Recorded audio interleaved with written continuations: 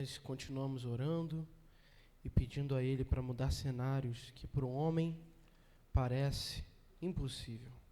Todos os dias no culto da primícia nós terminamos o culto orando pelos pedidos que estão aqui. Opa, tá aqui não?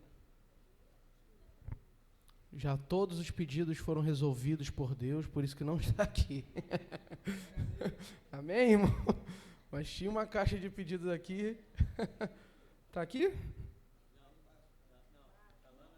Está lá na salinha. O Menezes está vendo com os olhos espirituais. Mas, por isso nós estamos aqui, porque cremos nesse Deus, cremos no seu poder, cremos que o seu evangelho, que a boa nova da cruz é verdadeira nos nossos corações. E isso que nos une como igreja, né? Então esses atos de fé, de oração, é o que dá força à igreja, que dá esperança aos nossos corações de dias melhores. Amém? Irmãos, eu quero convidar a todos que se coloquem de pé, quem puder. Não posso usar isso aqui. Obrigado, Mauro. Todos que puderem se colocar de pé. Amém? Quero convidar também a abrir a palavra do Senhor comigo, em 1 Coríntios, capítulo 1, a partir do 26. Deixa eu abrir aqui.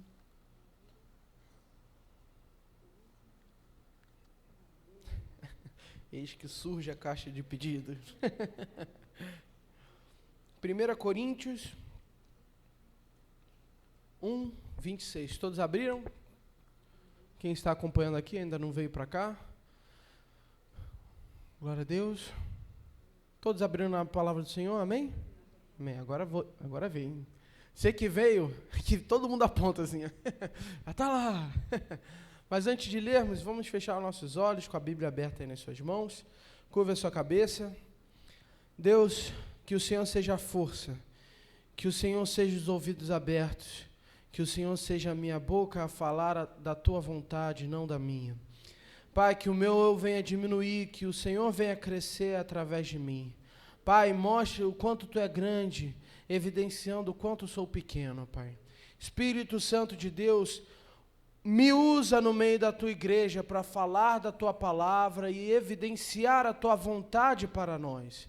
Pois somos um corpo, uma instituição, uma igreja que quer viver segundo os teus parâmetros, sobre o teu querer, sobre a tua vontade, ó Pai. Usa a minha vida, ó Pai, como instrumento nas tuas mãos, ó Pai, como atalaia nesse lugar, ó Pai, para que o teu evangelho venha a ser anunciado, para que a tua palavra venha a ser exposta, e com a verdade que há nisso, nós venhamos ser sarados, curados, transformados e direcionados a uma vida a ser mais parecidos contigo, Jesus. Usa a minha vida para a honra e glória do teu nome, pois bem sei que se o Senhor não quiser, não entendo nada. Se o Senhor quiser, eu paro de falar. Se o Senhor quiser, eu deixo de andar. Sou totalmente dependente da tua graça e do teu poder. Estou aqui porque o Senhor quis, ó Pai, não pelas minhas faculdades ou faculdades mentais. Estou aqui, ó Pai, porque o Senhor tem chamado, tem vocacionado. E eis-me aqui, ó Pai, não para ser reconhecido, amado, mas para evidenciar a tua palavra. Faça em mim o teu querer. Quero orar por cada irmão que está ouvindo a minha voz. Abra o coração, abra a mente. Que haja transformação para todos nós, hoje aqui, em nome de Jesus. Amém e amém. Amém, igreja? Amém? Glória a Deus. A última pregação a gente já viu que eu gosto de amém, né? Então vou pedir alguns améns e vocês vão comigo. Vamos ler a palavra do Senhor? 1 Coríntios, capítulo 1, versículo 26. Eu quero ler, como de praxe nós fazemos, os versículos pares, e a amada igreja vai ler os versículos ímpares. Vou ler ali no telão, para que todos possam acompanhar. Irmãos, diz assim a palavra de Deus, irmãos, reparai Reparai, pois, na vossa vocação, visto que não foram chamados muitos sábios segundo a carne, nem muitos poderosos, nem muitos de nobre nascimento. 27.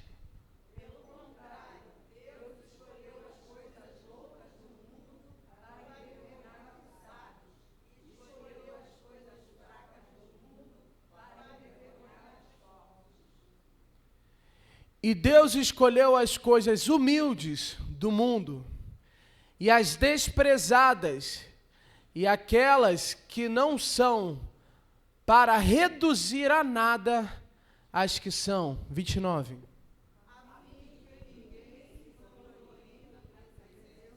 Vamos ler o 29 novamente, com toda a sua força? A fim de que...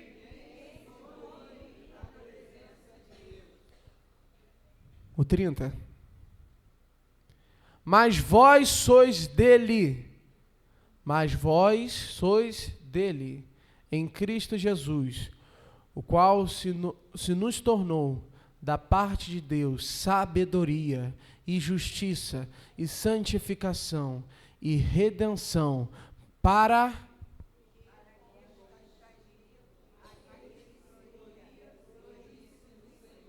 Aquele que se gloria. Amém, irmãos? Podemos nos sentar. Obrigado pelo esforço. Sei que no final de um domingo, levantar e sentar é um esforço. Então, obrigado pelo esforço. Irmãos, mais uma vez, com a dádiva de Deus de poder estar evidenciando um pouco da sua palavra. Novamente, nós estamos olhando aqui para uma carta de Paulo. Paulo, esse grande homem de Deus, o discípulo, o apóstolo dos gentios, né, chamado a pregar para fora de Jerusalém, chega agora com as suas palavras até uma região do sul da Grécia, né, que tinha ali perto também de Roma, né, aonde se encontra a cidade de Corinto, que era a capital, né, da província de Acaia.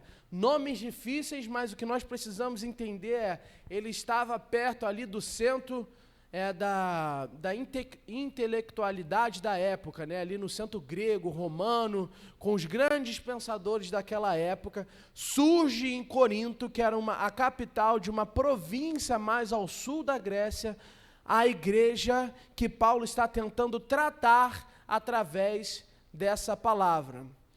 Nesse lugar era muito comum ver homens sendo escravizados, pois sua população de mais ou menos, segundo os pesquisadores, 600 mil habitantes, isso para a época era bastante coisa, 600 mil habitantes, dentre esses 600 mil, 400 mil aproximadamente era obra de mão escrava, ou seja, mais da metade da população vivia encarcerada, servindo aos grandes nobres daquela região. E para nós entendermos exatamente o que o Paulo está querendo nos falar nesse ponto da palavra, nós temos que entender isso. Paulo escreve para uma região onde existia inúmeros nobres com grande força aquisitiva, de linhagens reais, né, intelectuais de grande sabedoria, né? Nós vemos aqui grandes pensadores e correntes filosóficas que buscavam a moral através do seu fazer, do seu entender, né? Conhecidos por muitos e também desconhecido por milhares, existia a visão dos sofistas, que eram uma das visões filosóficas daquela época que rodeava ali a região de Corinto, né? Além de outros filósofos morais, né, que através da sua moralidade tentavam encontrar sentido na vida. Paulo escreve para uma igreja que está inserida nesse contexto de cidade que tinha grande poder aquisitivo, que tinha muita obra escrava e que era cercada, norteada por pessoas de grande intelecto, né? Que tinha também grande poder aquisitivo. Então, a cidade de Corinto se mostra para nós agora como uma cidade que tinha muito poder, né? Uma cidade portuária, onde não tinha somente um porto, mas tinha dois, onde a circulação de pessoas era grande. Mas quando Paulo vai para essa cidade, em Atos 18, e funda o que nós sabemos hoje como a igreja em Corinto, nós vemos que a igreja que ele funda é formada, na sua maioria, por pessoas humildes, que não tinham grandes terras, que não eram de linhagens reais, que não eram grandes pensadores filosóficos, morais, que buscavam através do seu intelecto entender a vida, ou também não eram formados por pessoas que tinham grande poder aquisitivo, eram formados por pessoas humildes. Paulo forma uma pequena igreja numa cidade que esnobava a sua sabedoria, esnobava a sua moralidade. Ele funda uma igreja de pessoas humildes, que não tinham tanto quanto deveriam ter. E ao formar essa igreja, Paulo instrui eles a viver um evangelho puro e simples, aonde o principal foco daquela igreja era falar de Jesus e das maravilhas que ele tinha feito na vida deles. Um evangelho destinado a pregar a boa nova, a viver isso numa intensidade aonde não se olhava mais para o seu bolso ou para a sua mente, mas olhava por um coração curvado perante a sabedoria de Cristo. Ele funda uma igreja nessa ideologia, aonde o que valia não era o seu poder aquisitivo, sua mente fértil ou sua linhagem real. O que valia para a igreja de Corinto era o evangelho. Amém, igreja? Bonito, né? Só que Paulo não fica com eles. A palavra vai dizer que ele fica naquela região por volta de 1 ano e 3 meses, com eles lá, instruindo na palavra de Deus, e depois ele vai ser direcionado a Deus a pregar a mais gentios, a pregar a outros povos. E ele sai daquela região, deixando essa igreja com essa direção. E enquanto ele estava indo para Éfeso, onde ele funda a igreja de Efésio, que nós conhecemos na palavra de Deus, chega homens e mulheres daquela igreja falando: Paulo, as pessoas de lá não estão mais tendo esse coração humilde, essas pessoas não estão mais tendo as suas necessidades supridas no sacrifício de Cristo, buscam se gloriar em outras coisas, buscam ter outras coisas na vida para que sejam felizes. Não vale mais somente o sacrifício de Cristo. E Paulo, recebendo essa mensagem, né, desses homens de Deus, ele escreve a carta que temos hoje. E aí ele fala, acompanhe comigo lá no versículo 26, pode botar aqui, por favor. Ele diz assim, versículo 26, irmãos, reparai, pois, na vossa vocação, visto que não foram chamados muitos sábios segundo a carne, nem muitos poderosos, nem muitos nobres de nascimento. Quando Paulo diz isso, ele chama aquela igreja a olhar para eles mesmos. Homens que estavam buscando abrir mão dessa humildade, buscando outras coisas para se sentirem grandes. Paulo escreve para que eles olhem para si e lembrem que eles foram chamados por Deus. Deus transformou a vida deles na humildade que eles tinham. Deus chama aquele povo não porque eles tinham o que oferecer, mas Ele chama aquele povo por amor e graça que nós não compreendemos. E vendo Paulo a situação daquela igreja onde estavam os homens e mulheres se corrompendo, buscando coisas para que fossem maiores do que os outros, buscando títulos, buscando linhagens, Em Coríntios 3, nós vamos ver dizendo uns sendo de Apolo, outros de Cefas, outros de Paulo, porque eles queriam ter algo além do resto do povo. Homens e mulheres daquela situação levantando homens de Deus para que de alguma forma eles se sentissem superiores aos que estavam à sua volta. Mas Paulo nesse versículo 26 diz: olhem para a sua vocação, olhem para o seu chamado, olhem para vocês. No meio de vocês foi chamado algum que era nobre, foi chamado algum que era um intelectual, moralista, sofista, um filósofo culto.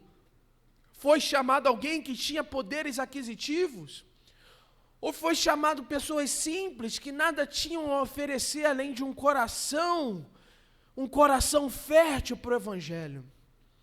Paulo convida aqueles homens e mulheres a lembrarem que o que Deus olhou para eles e sentiu graça não foi no que eles estavam oferecendo.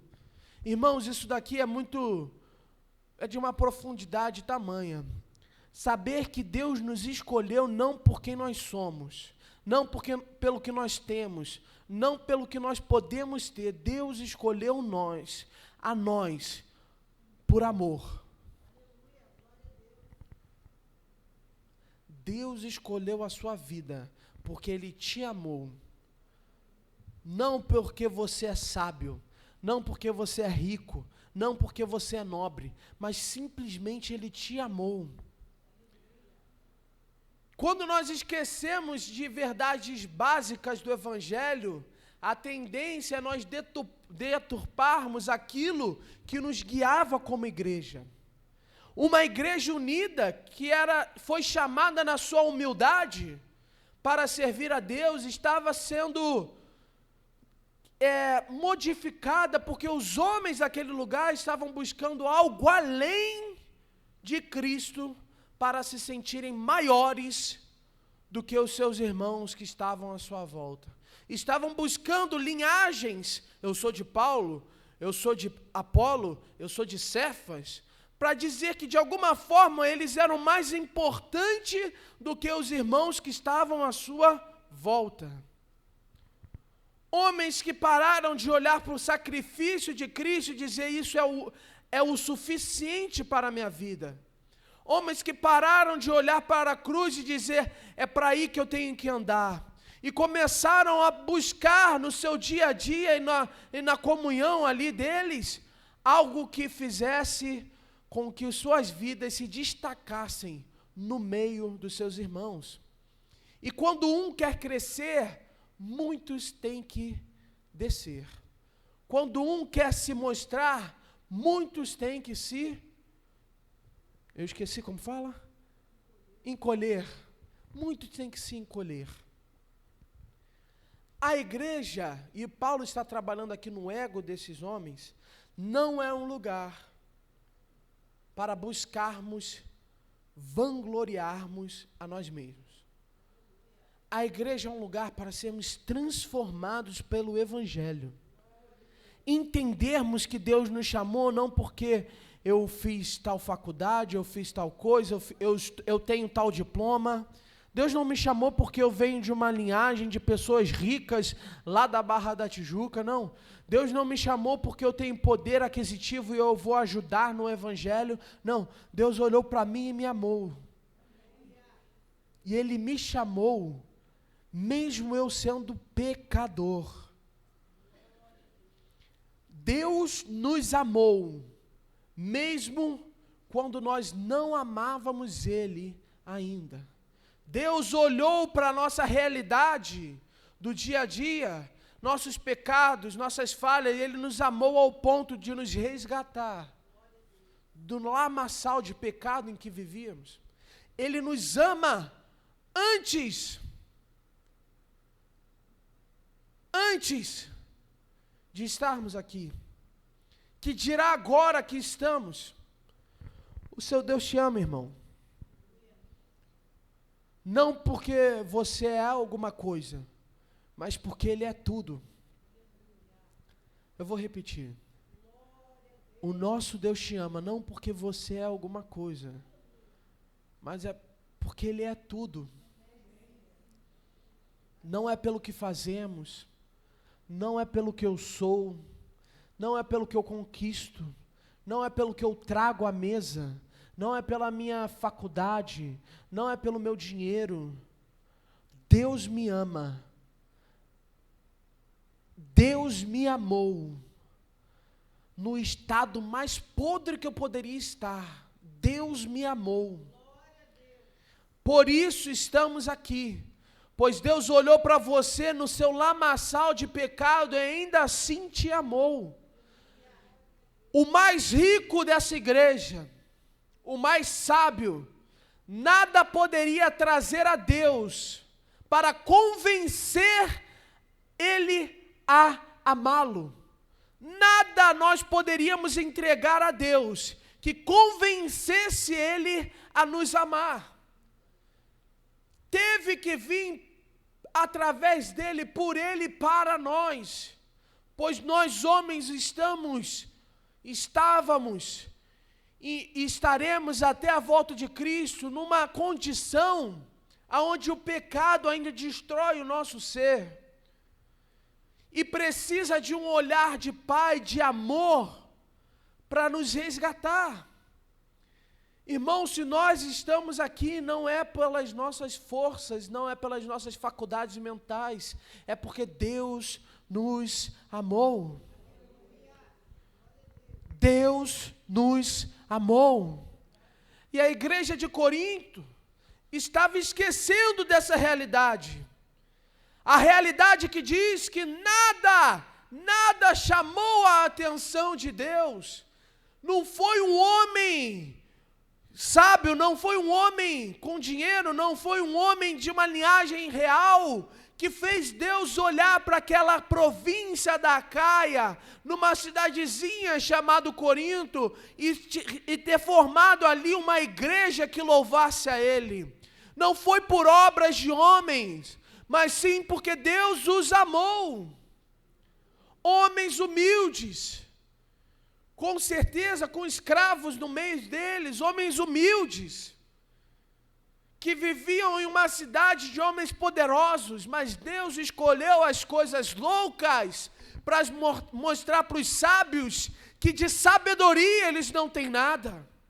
Porque a verdadeira sabedoria foi a manifestação do amor de Deus através da morte de Cristo naquela cruz. A sabedoria que o homem não conseguiu entender, um pai dando o seu filho, a sabedoria que o homem não conseguiu compreender, um Deus morrendo pela sua criação, a sabedoria que para nós não faz sentido até os dias de hoje. Como assim eu não preciso fazer nada para esse Deus me amar? Mas a sabedoria de Deus continua sendo loucura para os homens. Mas eu agradeço todos os dias a essa sabedoria, pois essa sabedoria de Deus foi quem me salvou. Não foi minhas obras, não foi as minhas faculdades, não foi meu dinheiro, não foi a minha linhagem. Foi a sabedoria de Deus que entrega seu filho para morrer em meu lugar, para morrer em seu lugar, para morrer no lugar dos homens e mulheres que era da igreja de Corinto. Homens que começaram na humildade, sem nada a oferecer. Mas nesse momento que nós estamos vendo aqui, Paulo está tratando de homens humildes que não têm nada, mas com o peito estufado, dizendo que querem ser tudo. Olha a situação. Se nós víssemos, por exemplo, o Neymar falando que tem dinheiro, acho que ninguém aqui ia contestar. Mas você imagina uma pessoa em situação de rua, você querendo ajudar, e ela falando, eu não como batata não, me dá só arroz. Não pega estranho? Você não fala, meu irmão, você não está com nada para comer, eu estou te oferecendo e você quer escolher? Não é estranho? Ver alguém que não tem nada, recusando. Ver alguém que não tem nada, achando que tem o direito de escolher. Não é estranho, irmão? Quem acha que é estranho fala, é estranho. Obrigado. É estranho. Mas olha para a vida espiritual dessas pessoas, sem nada oferecer, sendo chamados de filho de Deus, transformados por inteiro, querendo ditar quem era o mais sábio, quem era o mais intelectual, quem deveria seguir a igreja. Querendo dizer que só a linhagem de Paulo era perfeita, só a linhagem de Apolo era perfeita. Não, só quem seguia os ensinamentos de Pedro, que era o escolhido de Deus. Não é estranho? Pessoas que não tinham nada, humildes, que não, naquela época, falar que uma pessoa humilde não quer dizer que ela não conseguiu pagar uma escola particular, não é isso não, é que ela nem foi para a escola. Falar naquela época que uma pessoa era humilde, quer dizer que a pessoa não sabia ler e escrever. E a pessoa lá querendo se vangloriar por ter sido salva através das pregações de Paulo.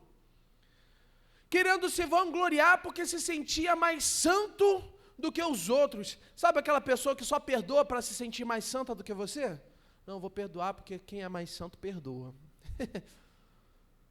Não estamos aqui para ser maiores do que ninguém. Nós não trouxemos algo diferente de ninguém. Eu, João, tenho a minha trajetória de vida, mas nada que eu fiz me tornou mais merecedor da graça de Deus do que qualquer um que está aqui. Você, irmão, pode ter sua trajetória de vida muito mais difícil do que a minha, mas nada que você fez te tornou mais merecedor do que eu de estar aqui. Porque não é pelas nossas obras, não é pela nossa força. Quando esquecemos disso, perdemos a nossa humildade. 26 vai dizer assim: porque vede, irmãos, o vosso chamado, a vossa vocação, vocês não são sábios, vocês não são poderosos, vocês não são nobres, mas vocês são chamados. Vocês não são sábios, vocês não são nobres, mas vocês são chamados. E a palavra de Deus vai dizer nos outros capítulos que acabamos de ler, que Ele escolheu justamente aqueles que não tinham nada perante a sociedade, para mostrar que o poder do Espírito Santo é mais eficaz que qualquer pensador filosófico, é mais eficaz do que qualquer linhagem nobre, é mais eficaz que qualquer dinheiro. A transformação que o Espírito Santo faz em nós é mais forte do que qualquer coisa que o homem possa tentar fazer. A transformação que o Espírito Santo fez em você, não porque você é alguma coisa, mas porque Ele te amou, é maior do que qualquer transformação que um pensador pode colocar na sua mente, que uma linhagem pode te dar, que o dinheiro possa comprar. A transformação do Espírito Santo, ela é genuína, ela transforma. Ela nos tira de uma direção e coloca na direção correta. Ela nos faz pensar como Cristo pensou. E começamos a ser loucura para o mundo também, pois começamos a falar que queremos abrir mão da nossa vida para viver a vida de Cristo, abrir mão dos meus sonhos para viver os sonhos de Deus. Não me importa sofrer por Evangelho, porque assim sou co-participante das glórias com Cristo na cruz. Isso é loucura para o homem, mas é a sabedoria de Deus, e essa transformação é feita pelo Espírito Santo para que sejamos um corpo humilde, que não tente se engrandecer no que tem ou no que possui, mas entendendo que esse lugar, que essa igreja, ninguém entra aqui, ninguém entra nesse corpo espiritual, se não tiver os olhos do amor de Deus sobre ela. Não é pelo que trazemos, é por quem chama. É o momento de dar glória, aleluia, obrigado, Senhor. Então vou repetir. Você se ajeita aí no seu banco e dá o seu melhor glória a Deus. Não é pelo que trazemos, mas é por quem chama.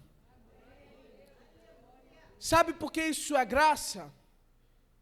Porque quando nós entendemos o Evangelho, nós entendemos que antes de Cristo nós não tínhamos nada para trazer. Porque todas as nossas obras, tudo que nós tínhamos, não tinha valia, não tinha valor nenhum. Então o que nós íamos trazer para o Rei dos Reis? Nada. Se não fosse o amor dele chamando, nada que você pudesse trazer ia comprar esse amor. Isso é glória para nós. Isso é alegria. Mas também é um chamado a matar o nosso ego. Ninguém está aqui pelo que tem. Ninguém está aqui pelo que conquistou. O bispo, fala aqui que saiu do ferro velho e nós hoje estamos aqui. Mas se ele acha por um momento... Não estou falando isso, tá, gente? Não estou falando mal do meu pai, não. Mas se ele acha que por algum momento isso o faz mais merecedor do que nós, ele perdeu a humildade de entender que estamos aqui por causa de Cristo, não pelo que fazemos. Se nós estamos aqui, os jovens que estão me acompanhando nesse final de semana, puxado. Estamos ensaiando aí a semana inteira, vemos aqui sábado, ficamos sábado praticamente de 13h até 22h. Se nós estamos aqui e ainda estamos aqui na EBD, estamos no culto de manhã, estamos no culto da noite, e achamos que isso de alguma forma nos torna mais merecedores do que o irmãozinho que acabou de entrar pelaquela porta e se converteu, nós estamos perdendo a humildade de entender que nada que nós podemos fazer nos torne mais merecedor que qualquer um. Paulo está tratando aqui de um ego, de uma igreja que não deveria ter esse ego. Você está entendendo isso? Uma igreja que estava no lugar onde eles olhavam para um lado e tinha homens sábios, sofistas, filósofos morais que dedicaram a sua vida a entender o conhecimento da mente humana. Olhavam para o outro lado, viam reis, rainhas, nobres. Olhavam para o outro lado e viam pessoas mercantes que tinham muito dinheiro, venda de escravo, e vamos enriquecer. E olhavam para eles, e Paulo fala, meu Deus, olhem para vocês são humildes. Por que está existindo esse ego dentro de vocês, achando que você é melhor do que alguém? Que uma linhagem é melhor do que a outra? Por quê? Se tudo que vocês têm, nada vocês tiveram o poder de conquistar. Tudo que vocês têm é a graça de Deus na vida de vocês.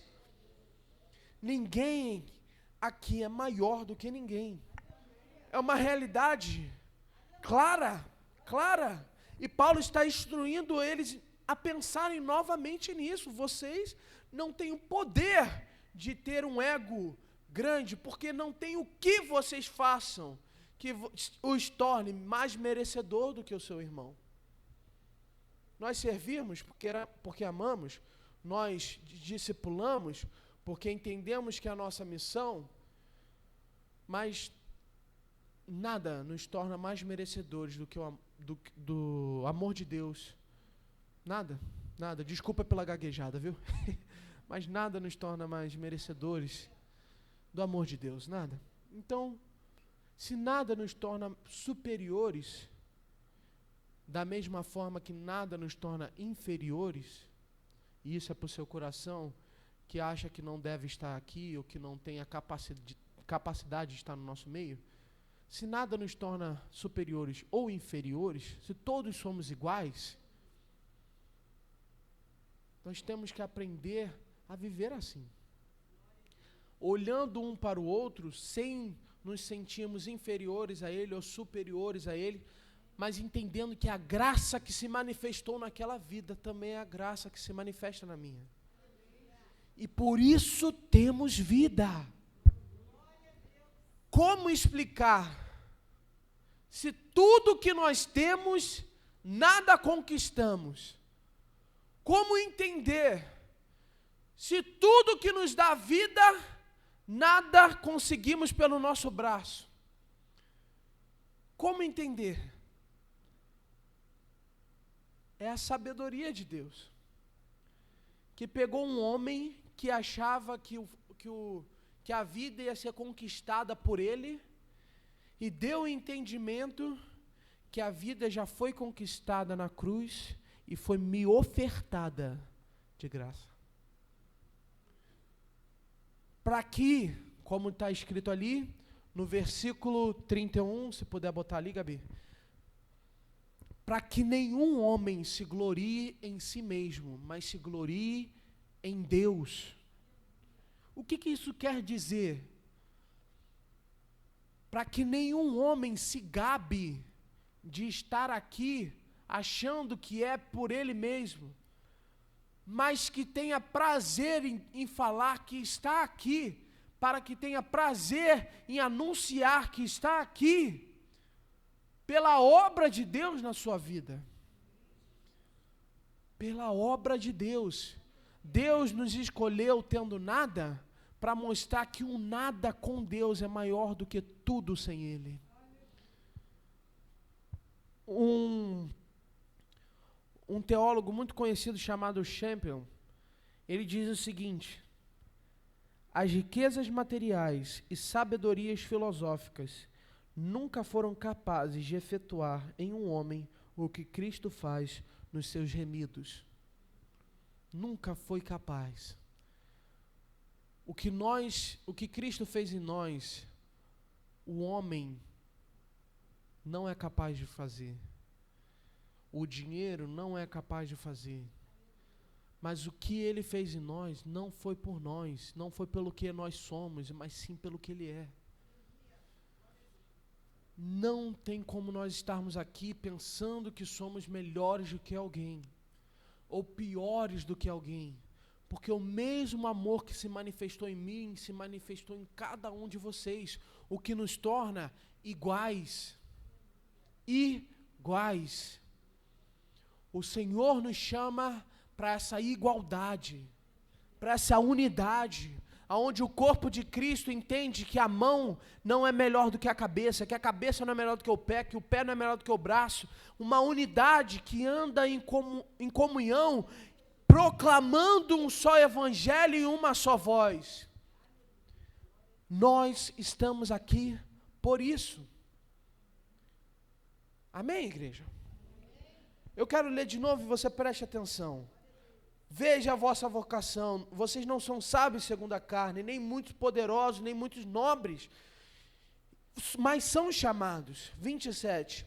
Mas Deus escolheu as coisas loucas desse mundo para confundir as sábias, e Deus escolheu as coisas fracas desse mundo para confundir as fortes.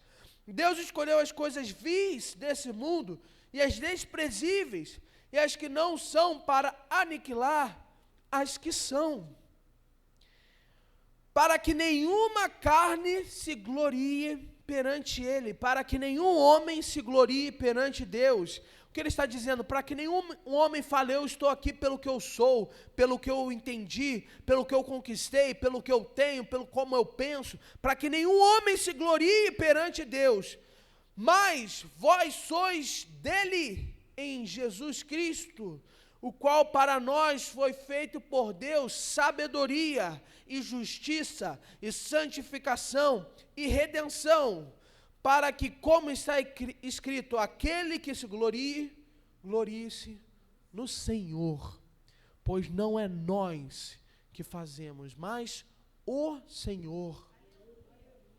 Então glorie-se nele, saiba que você está aqui por causa dele, nada que você fez ou deixou de fazer, ou que você conquistou ou vai conquistar, nada vai te tornar mais merecedor desse amor, e nada vai te afastar desse amor que já te encontrou, igreja. Nem morte, nem vida, nem anjos, principados, potestades, nada vai te afastar, e nada vai te fazer mais merecedor, porque o que nós ganhamos vem dele, e aquele que dá, não é filho do homem para que minta e retire, pois uma vez dada, não se perde aquele que é salvo, pois o Senhor salva, transforma, vivifica e direciona a nossa vida, para um coração humilde, entendendo que se estou aqui é porque Deus me chamou, não pelo que eu sou. A igreja precisa viver isso. A igreja precisa viver isso ao ponto de acabar entre nós as briguinhas. Acabar entre nós o desejo de ser melhor do que o irmãozinho. acabar entre nós o desejo de se mostrar, ao ponto de pensar só é bom quando acontece através de mim. Quando a igreja entende a humildade que Deus colocou no nosso coração, nós transformamos o nosso jeito de agir com o irmão. Olhamos ele agora, ó, cara a cara, nem para cima nem para baixo, cara a cara. Entendendo que nós estamos aqui para o mesmo propósito. Nós estamos aqui no mesmo propósito. Chamados pelo mesmo Deus. Vivificados pelo mesmo Jesus. Direcionados pelo mesmo Espírito Santo. Somos um, somos iguais. Pois o homem mais rico que entrou nessa porta não foi mais merecedor do que o homem mais pobre que entrou aqui. Porque o homem mais inteligente que entrou por essas portas não foi mais merecedor do que o homem mais sem inteligência, não vou falar, mas mais simples que entrou por aqui. Não foi e nunca será, porque Deus não chama pelo homem, Ele chama porque Ele é. E se Ele é, não depende de nós, depende dEle. Então se sinta agraciado, irmão. Agraciado. Agraciado, porque Deus te chamou. Deus te chamou. Deus te capacitou. Deus transformou o seu modo de pensar. E se nós vamos nos vangloriar, se nós vamos dar glória, vangloriar é dar glória. Se nós vamos dar glória a alguma coisa, que venhamos a dar glória nessa obra que Deus fez na nossa vida. Não no que nós conquistamos no nosso dia a dia, o diploma, o dinheiro na conta, não. A glória da igreja é saber que ela não morre. A glória da igreja é saber que ela não morre. A glória da igreja é saber que nós temos vida. A glória da igreja é saber que Jesus morreu por nós e por isso somos salvos. A glória da igreja é saber que somos justificados naquela cruz. A glória da igreja é entender que Deus fez, não nós. Por isso a palavra é clara. Quer se vangloriar? Se vanglorie nessa obra que Deus fez. Porque nós não fazemos nada. Servimos porque Ele chama. Servimos porque Ele capacita. Discipulamos porque Ele nos dá essa missão. Estamos aqui porque Ele nos chama, não pelo que nós podemos oferecer. Não é uma verdade que Deus chama quem Ele quer e capacita quem Ele chama? Não estamos aqui para ser melhores que ninguém, para dividir a igreja em pensamentos, para viver preocupado com o irmãozinho isso, irmãozinho aquilo. Nós estamos aqui para pregar o Evangelho, com a certeza que ninguém é melhor do que ninguém. E que isso, e que essa palavra exposta entre no nosso coração, em terreno fértil. O maior desejo que eu tenho aqui, irmãos, e eu estou sendo bem sincero, o maior desejo que eu tenho com essa pregação é que nas nossas reuniões de quinta, de domingo, essa palavra venha a ser uma realidade. Que no nosso tratar com o irmão que está do nosso lado, que isso seja uma realidade. Que quando nós formos falar com alguém, a gente não vá com ar de superioridade. Ou também não se coloque em inferioridade, que também é um problema. Mas que a gente entenda que os mais cultos não merecem mais do que os mais simples. Os mais ricos não merecem mais do que os mais pobres. Os mais nobres não merecem mais do que os mais humildes. Porque é Deus que te chama, e Ele chama a todos. Quem crê nisso, diga um amém. Amém. Aplauda ao Senhor. Se coloque de pé. Muito obrigado, Deus, pela Tua palavra, que eu sei que tem poder para transformar. Transforma a nossa igreja. Transforma, Pai, os nossos corações, a começar em mim, Deus. Em nome de Jesus. Amém. Porque dele, por ele, para ele são todas as coisas. Porque dele, por ele, para ele são todas as coisas. A ele a glória. Amém? Pode sentar. Amém? Muitos aqui não vieram de manhã, né? Quantos aqui não vieram de manhã? Levante a mão. Nós tínhamos o triplo de pessoas aqui. Vocês não sabem, ali atrás da Iliane, aquelas poltronas já foram levadas. Nós entramos numa campanha e vamos reformar todas as poltronas. Ficou em 19.500. Cadê os carnês, pastores? Está aqui, né? Está aqui não. Está não. Pegaram que nem a caixinha. Será que botaram dentro da caixinha, envelope? E nós estamos numa campanha 50, 30, 40, 20 reais, né? Cadê os carnês, gente? Sumiu mesmo. Vê lá, por favor. Eu queria que você soubesse isso, então, tá? E eu preguei uma mensagem não tão parecida, mas que tinha algum fundo, né? E eu falei sobre o aquário, mas também esqueci de me falar, hein, João Vitor? De um homem que falou: Senhor, como é que eu vou manifestar o teu amor? Eu quero ser mais aperfeiçoado, melhor. Quantos desejam ser melhor? E ele falou: Senhor, eu quero sair daqui, quero amar o mendigo, amar as pessoas, cuidar dessas pessoas. E então ele saiu lá no centro de São Paulo e entrou naquelas ruazinhas ali, e ele viu um montão de mendigos, e ele, cheio de fé, com o coração cheio, ele foi lá e quis abraçar o mendigo. Quando ele chegou perto do mendigo, achou? Não? Então o problema meu é de cegueira mesmo. Tá? Se você quiser depois um carnê, tá aqui os carnês, tem de 20 para pagar. Nós já pagamos, tá?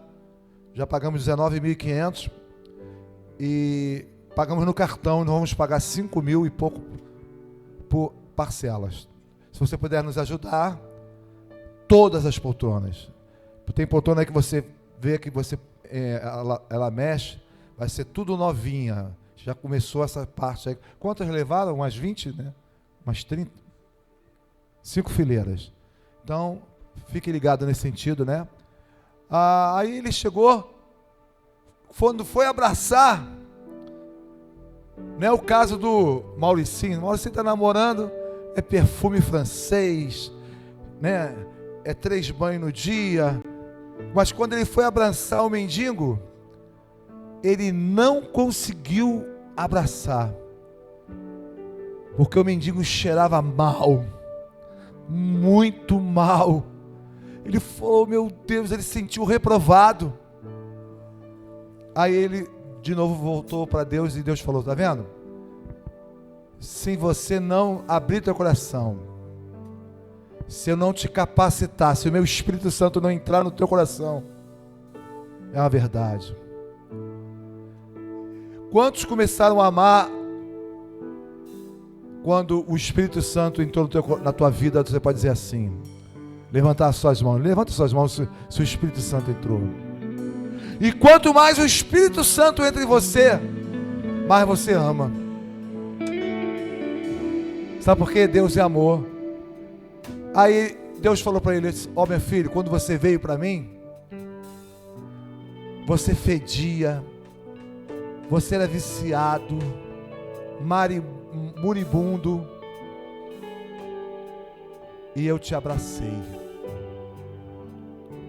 Eu não te rejeitei. Mas nós rejeitamos coisas na vida, pessoas. Rejeitamos porque as pessoas às vezes te feriu, te magoou. Mas o chamado que Deus tem, como foi pregado, faz com que você ame as pessoas, que você abrace a pessoa. Então eu queria terminar o culto cantando aquela música. Cadê o pessoal do coral? Cadê o pessoal do vocal? Aquela música que a Carmen ensinou a gente pela manhã. Ela até pregou, hein? Eu quero orar por você. Você viu como o escritor, ele diz: vocês não foram chamados por isso, por aquilo outro. Pelo contrário, vocês foram chamados porque eu amei vocês. Jesus amou. E esse hino fala sobre assim, ó. Eu não sei porquê ele me amou. Amém? Coloca aí primeiro, depois a gente vai terminar. Eu vou orar e vou abençoar a sua vida. Vamos lá? Preste bem atenção nessa letra, gente. Preste bem atenção na letra, por favor. Deixa essa letra entrar na tua alma, na tua mente. Coloca aí o som. Aumenta aí.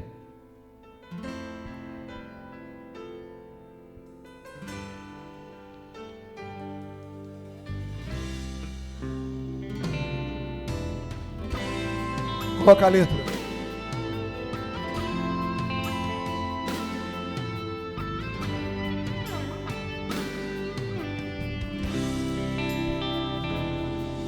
Eu não sei o que ele viu em mim.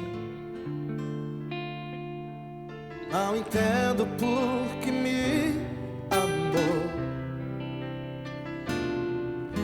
Eu não sou o que devia ser. Não é verdade? Precisamos melhor. Assim ele me abraçou. Sou pequeno, ele tão grande é. Eu sou falho, ele é fiel. O que eu deveria era morrer, mas ele me prometeu. Vamos ficar de pé agora. Vamos cantar, todo mundo. Eu só quero adorar. Os músicos. Por isso eu estou aqui. E se Não adorar, falta algo em mim. eu jamais saberei Por que me escolheu. Eu sei que me deu. Eu não sei o que ele viu. Não Não entendo por que me viu em mim. amou. Por que me Eu não sou o que amou. devia ser. Eu não sou o que devia ser. Mesmo assim, Sou pequeno, ele é tão grande. sou pequeno. Sou falho, ele é fiel. Eu sou falho, ele é fiel. Eu deveria morrer, Agora todos juntos. mas ele me prometeu o céu. Eu só quero adorar, por isso estou aqui. Se eu não adorar, falta algo em mim. Eu jamais saberei por que me escolheu. E uma coisa eu sei, tudo que eu tenho ele E a mão me sempre, deu. Você não é melhor do que essa pessoa, não é verdade? Dê a mão aqui o coral. Bem baixinho. Só os instrumentos bem baixinho. Você vai abençoar essa pessoa. O Senhor liberou em nossos lábios palavras de bênção. Saiba que você só vai vencer esse mundo. Como Jesus falou: no mundo tereis aflições, mas tenha bom ânimo. Eu venci o mundo, vós também vencereis.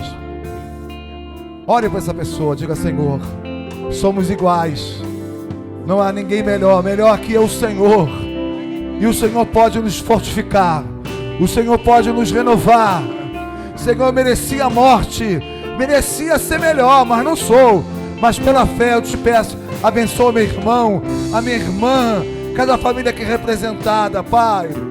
E que eu possa, Senhor, ser um instrumento em tuas mãos. Sim, meu Deus, porque se eu não te adorar, se eu não te louvar, se eu não te servir, vai faltar algo em mim. Motiva, Espírito Santo, renova, Deus, aviva a tua igreja. Eu quero abençoá-los na autoridade do nome que está sobre todo nome, nos céus e na terra, o nome onde os joelhos vão se dobrar e toda língua vai confessar que Ele é Senhor. Que o Senhor te abençoe e te guarde, que o Senhor faça resplandecer o seu rosto sobre ti e tenha misericórdia de ti. Que o Senhor sobre ti levante seu rosto e te dê a paz. Haja paz na tua vida, na tua família, na tua casa. Vão em paz e que Deus abençoe todos, rica e abundante.